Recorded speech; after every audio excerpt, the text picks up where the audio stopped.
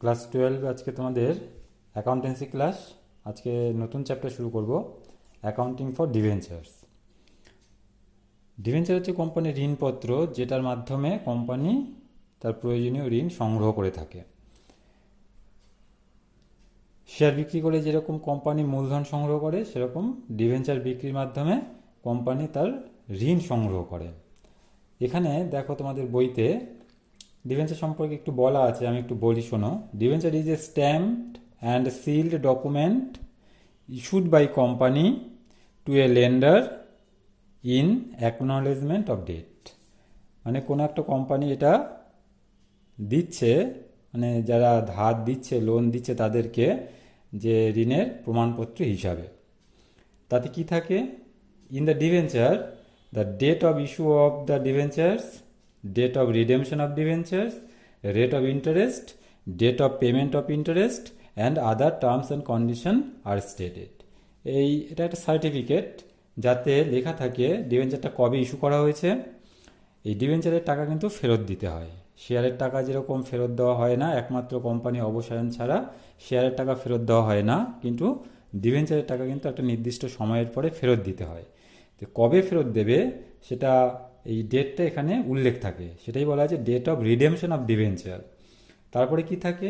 Rate of interest. এখানে কিন্তু ডিভেঞ্চারের উপরে কিন্তু নির্দিষ্ট হারে সুদ দিতে হয়। সেই রেটটা কত, সেটাই বলা আছে rate of interest. Date of payment of interest, এই ইন্টারেস্টটা কবে পেমেন্ট করা হবে তার তারিখ। And other terms and condition are stated, এবং অন্যান্য যে সমস্ত শর্ত থাকে সেগুলো এখানে উল্লেখ থাকে ঋণপত্র। মোট কথা ঋণপত্র একটা সার্টিফিকেট, যেটা ঋণের প্রমাণপত্র হিসাবে যারা ঋণ দিচ্ছে তাদের কাছে থাকে। তাতে কি থাকে? তাতে কবে ডিবেঞ্চারটা ইস্যু করা হয়েছে, কবে টাকা ফেরত দেওয়া হবে, ইন্টারেস্ট রেট কত, ইন্টারেস্টটা কোন ডেটে দেওয়া হবে, এছাড়া অন্যান্য আরও অনেক কিছু টার্মস অ্যান্ড কন্ডিশন এখানে উল্লেখ থাকে। এরপরে দেখো terms of issue of debentures. Debenture কীভাবে ইস্যু করা হয়? তো এখানে শেয়ারের মতনই অনেকটা, তবে শেয়ারের সাথে একটা জায়গায় পার্থক্য আছে। শেয়ারের টাকা যেরকম ফেরত দেওয়া হয় না, কিন্তু ডিভেঞ্চারের টাকা যেহেতু ফেরত দিতে হয়, সেই কারণে একটা এক্সট্রা জিনিস এখানে করতে হয়। তো অঙ্ক করানোর সময় সেটা বলবো, জার্নালও আছে। তো এখানে বলা হয়েছে 1 নম্বর দেখো, dear 1 issue at par and redeemable at par. মানে শেয়ারটা ইস্যু, এই ডিভেঞ্চারটা ইস্যু করছে অ্যাট পার, মানে একটা ডিভেঞ্চারের দাম যদি 10 টাকা হয়, 10 টাকাতেই ইস্যু করছে। আর রিডিম যখন করছে তখন 10 টাকাই ফেরত দিচ্ছে, সেটাই বলা হয়েছে issued at par and redeemable at par. 2 number বলা হয়েছে issued at discount and redeemable at par. Issue করা হয়েছে, ধরো 10 টাকার ডিভেঞ্চারটা বিক্রি করা হয়েছে, ধরো 10 টাকার কমে, 9 টাকা হতে পারে, 8 টাকা হতে পারে, সেটাই বলা হয়েছে issued at discount and redeemable at par. কিন্তু ফেরত দেওয়ার সময় কিন্তু 10 টাকা ফেরত দিতে হবে। 3 নম্বর বলা হয়েছে issued at premium and redeemable at par. বলে যখন বিক্রি করছে তখন 10 টাকার ডিভেঞ্চারটা বেশি দামে বিক্রি করছে, সেটা 11 হতে পারে, 12 হতে পারে, বা তার থেকে বেশিও হতে পারে। অ্যান্ড রিডেমশন অ্যাট পার, কিন্তু ফেরত যখন দিচ্ছে তখন কিন্তু 10 টাকার ডিভেঞ্চারটা 10 টাকাই ফেরত দিচ্ছে। 4 নম্বর বলা হয়েছে issued at par and redemption at premium. এখানে বলা হয়েছে যখন ইস্যু করছে, মানে বিক্রি করছে ডিভেঞ্চারটা, তখন 10 টাকার ডিভেঞ্চারটা 10 টাকাতেই বিক্রি করছে, কিন্তু যখন ফেরত দিচ্ছে, রিডিম করছে, তখন কিন্তু 10 টাকার ডিভেঞ্চারটা 10 টাকার বেশিতে ফেরত দিচ্ছে। সেটা 11 হতে পারে, 12 হতে পারে, বা তার থেকে বেশিও হতে পারে। 5 নম্বর বলা হয়েছে ইস্যুড অ্যাট ডিসকাউন্ট অ্যান্ড, না 6 নম্বর দেখো issued at premium and redemption at premium.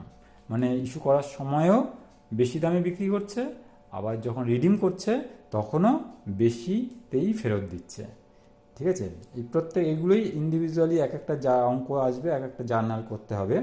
এরপরে আমি জার্নালগুলো বলছি। জার্নালগুলো ওই শেয়ারের মতনই যে শুধু এক্সট্রা একটা জিনিস আসবে, সেটা হচ্ছে রিডেমশনের জন্য, মানে যখন টাকাটা ফেরত দেবে তার জন্য এখানে এক্সট্রা একটু করতে হবে, আর বাকি সব শেয়ারের মতনই। 3 নম্বর দেখো debentures issued at different terms. 1 number বলা হয়েছে if debentures are issued at par and repayable at par. এটা আগেই বললাম। সেক্ষেত্রে জার্নাল কি হবে, ইস্যু করলে bank account debit to debentures account. ঠিক আছে। 2 নম্বর বলা হয়েছে if debentures are issued at discount and payable at par. এবার ডিসকাউন্টে যদি আমরা ইস্যু করি সেক্ষেত্রে bank account debit, discount on issue of debentures account debit, যেহেতু ডিসকাউন্টটা লস সেই কারণে ডিসকাউন্টটা আমরা ডেবিট করব টু ডিভেঞ্চার্স অ্যাকাউন্ট। 3 নম্বর দেখো if debentures are issued at premium and repayable at par, সেক্ষেত্রে হবে bank account debit debentures to debentures account to securities premium account. তাহলে এই 1, 2 এবং 3 নম্বর যে জার্নালগুলো বললাম সেগুলো কিন্তু একেবারে শেয়ারের মতনই, যেহেতু রিপেয়েবল অ্যাট পার। যদি ডিভেঞ্চারটা ফেরত দেওয়ার সময় অ্যাট পারে হয়, মানে 10 টাকার ডিভেঞ্চারটা 10 টাকাতেই ফেরত দেওয়া হয়, সেক্ষেত্রে একেবারে শেয়ারের মতনই হবে, আলাদা কিছু হবে না। কিন্তু যে ক্ষেত্রে রিপেয়েবলটা প্রিমিয়ামে হবে বা ডিসকাউন্টে হবে, সেক্ষেত্রে কিন্তু একটু এক্সট্রা একটা জিনিস করতে হবে, সেটা এবার দেখো।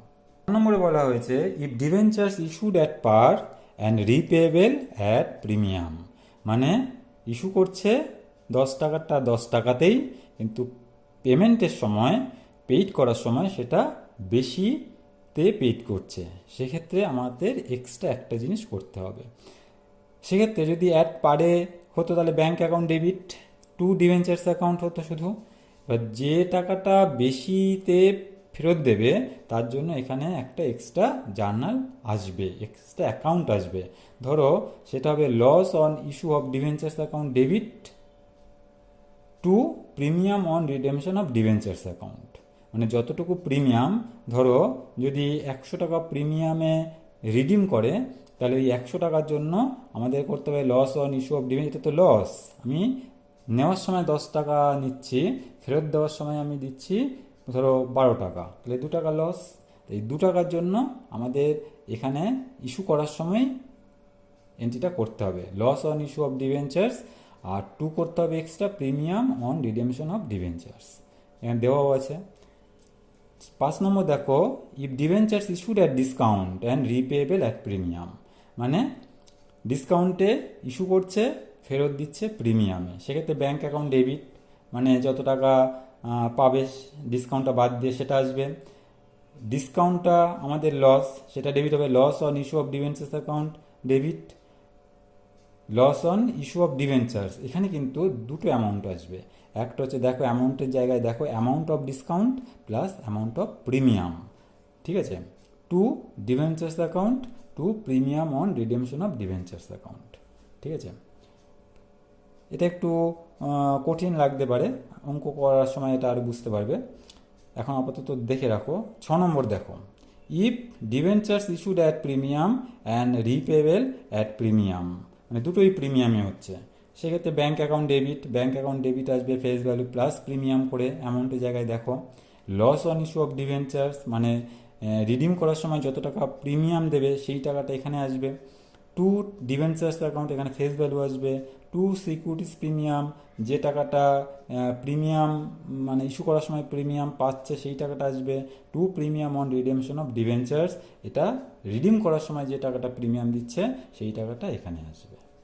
এবার একটা অঙ্ক দেখো, ছোট অঙ্ক করাবো, 62 নম্বর অঙ্ক। Pass necessary journal entries for the issue of 10% debentures in the following cases. 1 নম্বর বলেছে 100 debentures of rupees 100 each issued at repayable at rupees 100 each.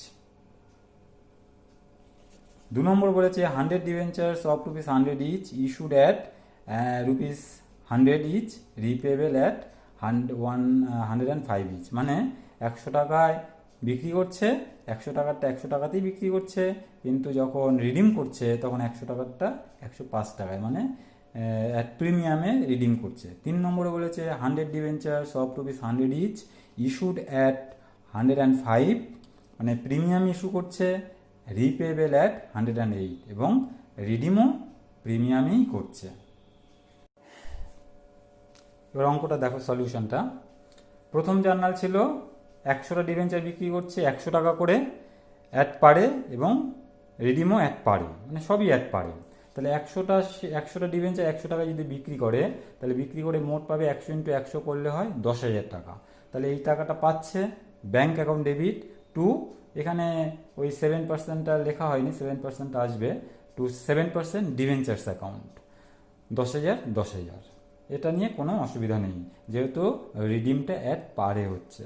রিডিমটা যখন প্রিমিয়ামে হবে তখন একটু অসুবিধা হবে, তখন একটু দেখবে। 2 নম্বরটা দেখো, বলেছে 100টা ডিবেঞ্চার, এখানেও 100টা ডিবেঞ্চার ইস্যু করছে 100 টাকা করে অ্যাট পার, মানে 100 টাকার শেয়ার ডিবেঞ্চারটা 100 টাকাতেই ইস্যু করছে, কিন্তু রিপেবেল অ্যাট ₹105, মানে প্রিমিয়ামে রিডিম করছে। এটা দেখো, তাহলে যখন বিক্রি করছে তখন 100টা ডিবেঞ্চার 100 টাকাতেই বিক্রি করছে, তার মানে 100 ইন্টু 100, তার মানে ব্যাঙ্ক অ্যাকাউন্ট ডেবিট 10,000। যখন রিডিম করছে তখন 100 টাকার ডিবেঞ্চারটা 105 টাকা, মানে 5 টাকা প্রিমিয়াম দিচ্ছে। তাহলে 100টা ডিবেঞ্চারের জন্য যদি 5 টাকা করে হয় তাহলে 500 টাকা। তাহলে যে প্রিমিয়ামটা দেবে রিডিমের সময় সেটার জন্য এখন আনতে হবে loss on issue of debentures account ₹5 into 100, 500 টাকা। 7% ডিবেঞ্চার্স, এটা হবে ওই ফেস ভ্যালু যেটা 100 ইন্টু 100, 10,000 টাকা। আর প্রিমিয়ামটা এখানে আসবে আবার premium on redemption of debentures account, ওই 5 ইন্টু 100, 500 টাকা। জার্নালটা বলেছে দেখো, এখানে বলেছে ইস্যুও করছে প্রিমিয়ামে, আবার রিডিমও করছে প্রিমিয়ামে। তাহলে ব্যাঙ্ক অ্যাকাউন্ট ডেবিট এটা হবে তোমার 500, ব্যাঙ্ক অ্যাকাউন্ট ডেবিট এটা টোটাল পাচ্ছে হচ্ছে 5 টাকা, 105 টাকায় বিক্রি করছে, 100 ইন্টু 105, তার মানে 10,500 টাকা। আচ্ছা, loss on issue of debentures account, মানে রিডিম করার সময় প্রিমিয়াম দিচ্ছে কত করে, 8 টাকা করে, তাহলে 8 ইন্টু 500, তাহলে 800 টাকা। টু ডিবেঞ্চার্স অ্যাকাউন্ট, মানে 100টা ডিবেঞ্চার 100 টাকা করে ফেস ভ্যালু যেটা হয় সেটাই আসবে, 10,000 টাকা। টু সিকিউরিটিস প্রিমিয়াম, এখানে ওই যেটা ইস্যু করার সময় 5 টাকা করে, 500, 5 ইন্টু 100, 500 টাকা।